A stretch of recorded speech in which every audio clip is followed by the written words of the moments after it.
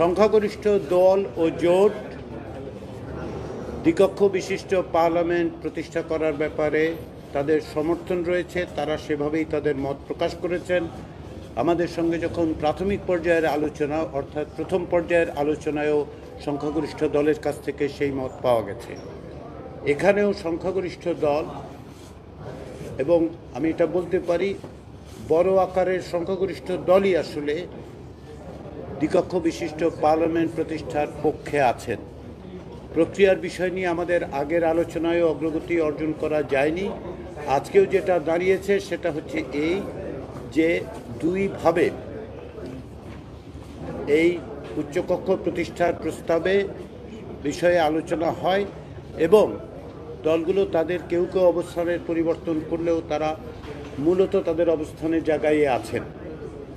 সেটি হচ্ছে একদিকে কেউ কেউ বলছেন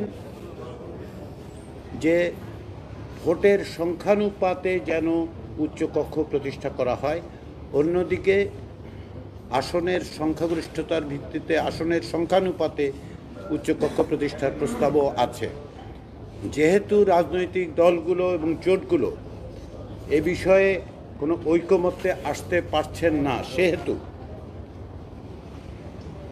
একাধিক দিন ধরে উচ্চকক্ষ বিষয়ক আলোচনার পরে আজকে রাজনৈতিক দল এবং জোটগুলোর পক্ষ থেকে এ বিষয়ে সিদ্ধান্ত গ্রহণের ভার কমিশনের উপর অর্পণ করা হয়েছে।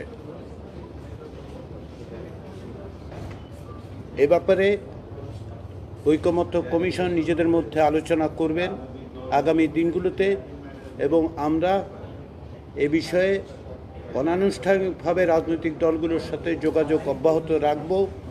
আমরা মনে করি কমিশন এটা অত্যন্ত জোর দিয়ে মনে করে যে দ্বিকক্ষ বিশিষ্ট পার্লামেন্ট প্রতিষ্ঠা একটি গুরুত্বপূর্ণ প্রশ্ন। এ বিষয়ে একটা সিদ্ধান্তে আমাদের আসতে হবে। ফলে আমরা কমিশনের পক্ষ থেকে এ বিষয়ে আলাপ আলোচনা, অনানুষ্ঠানিক আলোচনা অব্যাহত রেখে খুব দ্রুত আগামী সপ্তাহের গোড়ার দিকেই এ বিষয়ে আমাদের অবস্থান বলতে পারবো বলে মনে করি। দ্বিতীয় বিষয় যেটা আজকে আলোচিত হয়েছে সেটা হচ্ছে সংবিধান সংশোধনের বিষয়।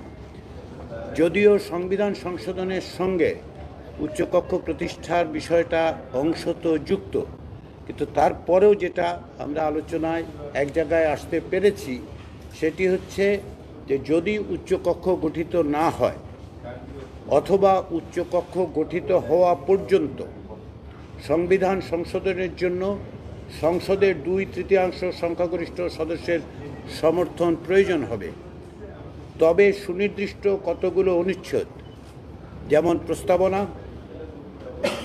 অনুচ্ছেদ 8, 48, 56, 142 এবং তত্ত্বাবধায়ক সরকার ব্যবস্থা যেটি 58 খ, 58 গ, 58 খ এবং 58 অনুচ্ছেদে দ্বারা সংবিধানে যুক্ত হবে, সেগুলো সংশোধনের ক্ষেত্রে গণভোটের প্রয়োজন হবে।